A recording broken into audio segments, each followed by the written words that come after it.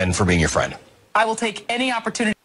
Lead in raw votes is even bigger than the previous record in the 1974 midterms that happened just a few months after President Richard Nixon resigned in disgrace following Watergate. Let that sink in for a moment. Voters chose Democrats by more votes under President Trump than they chose Democrats after Watergate. That's not just embarrassing. It's hard to imagine a more worrying statistic for President Trump as he faces his own re-election prospects in 2020, except maybe this. Democratic pollster Stan Greenberg has a new piece in the New York Times where he concludes that Trump is beginning to lose his grip with the voters who elected him. Greenberg says it wasn't just the reliable Democratic coalition that drove the blue wave in these last midterms. Quote, the 2018 election was much bigger than that. It was transformative, knocking down what we assumed were electoral college certainties. Democrats got their wave in part because a significant portion of male and female white working class voters abandoned Mr. Trump and his Republican allies. Democrats made their biggest gains in the rural parts of the country. That was the shocker. The Democratic wave exposed Mr. Trump's vulnerability and suggests a less polarized country. I thought it would take Mr. Trump's defeat in 2020 for America to be liberated from this suffocating polarization, but it may have already begun, end quote. And the losses might get bigger for Donald Trump next Tuesday in Mississippi, which hasn't had a Democratic senator since 1982. A Senate runoff that should have been an easy Republican win is now looking uncertain. Republican Cindy Hyde-Smith has made gaffe after gaffe, starting with saying that she'd like to attend a public hanging, which some people in Mississippi are old enough to remember as a lynching.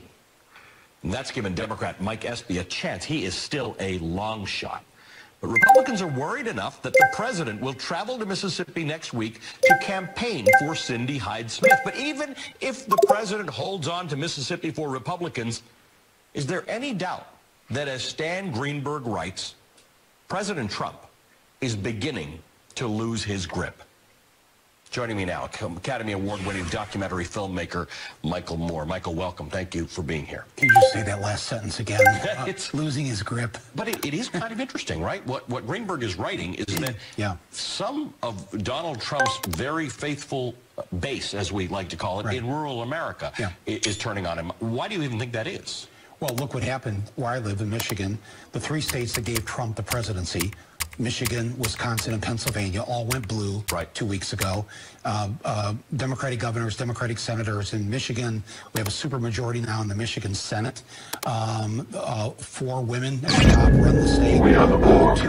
Lower your shields and surrender your ships.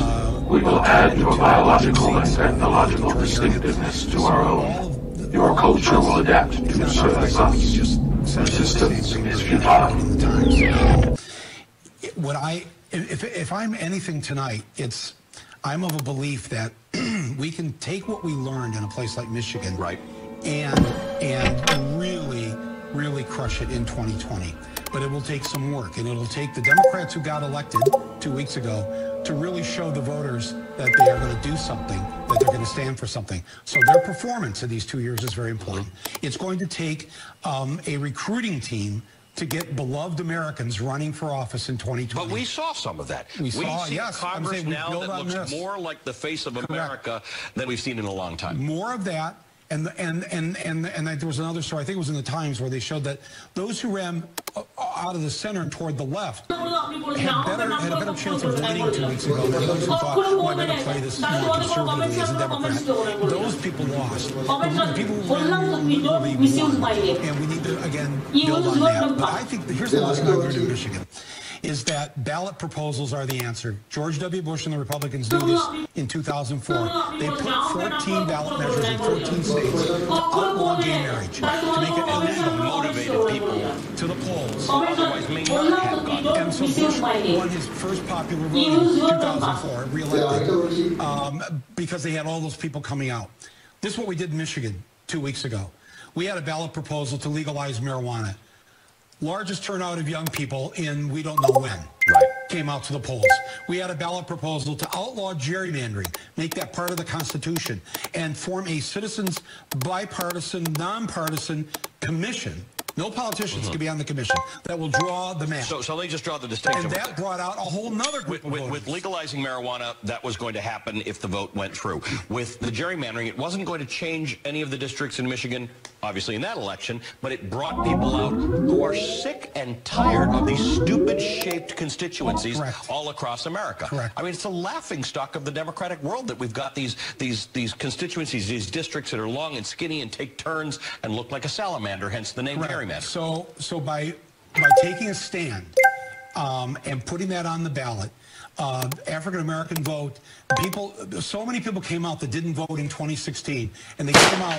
Either way you bring people out who are, they don't vote that much, or they don't like the politicians, or the Democratic Party has not been responsive to them. Right. They could vote on a particular issue. So we need to, on the ballot in 2020, have ballot proposals, especially in the swing states, for legalizing marijuana, for free college, equal rights amendment for women, and to outlaw gerrymandering. People right now, we should talk about this tomorrow at dinner. And by the way, at dinner tomorrow, your conservative brother-in-law, this year, don't make him sit at the kids' table. Let him sit at the main table.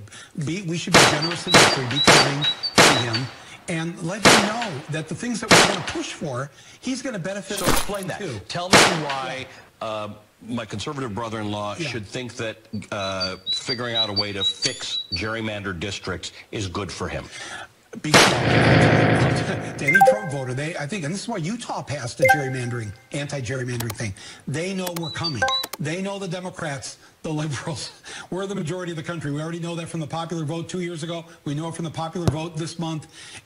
They know we're coming, and when we're back in power, and we've got the House and the Senate and the White House, they don't want those gerrymandering laws that they've been benefiting from. They want to fix that now. So you actually found that Republicans are voting, smart Republicans are voting for this because they're going to be the negative beneficiary, not the... They'll be on the wrong side of that. Yeah, the wrong side of that. So basically, it's in their best interest for all of us to get rid of gerrymandering and any kind of voter suppression. And that's what we did in Michigan. Fascinated by the voter suppression? That brought out a whole new bunch of people. The degree to which voter suppression is alive and well in America, in Kansas, in Georgia. I mean, it's kind of remarkable that it's getting worse. We should be trying to get people out to vote any way possible, and fortunately lots of people did come out and vote this time. Right. But why we are putting impediments to people voting, the signature match law in Georgia is just stupid. Cindy McCain herself said sometimes she signs Cindy McCain, sometimes she signs C. McCain. Anti-American. It's anti-American. And it's to the troops who Trump does not respect, who he used as a photo op down on the border for the election. And who he never bothers to visit, never bothers to say a good word about them. They volunteer to risk their lives so that we get to have certain basic democratic rights. The most basic democratic right is the right to vote, is the right for you and I to have a say. If that is denied to any American, all of us should be shamed by this. It's the absolute worst thing to do.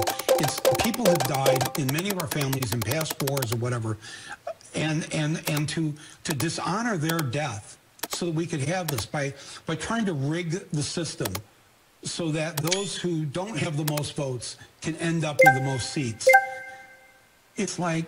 Which has happened a lot in this country. I mean, the number of voters disenfranchised by these laws in Georgia, as an example, I mean, we're not talking about tens of thousands. We're actually talking about hundreds of thousands of people. Right, but what I say to Republicans is why... How do you feel when you win a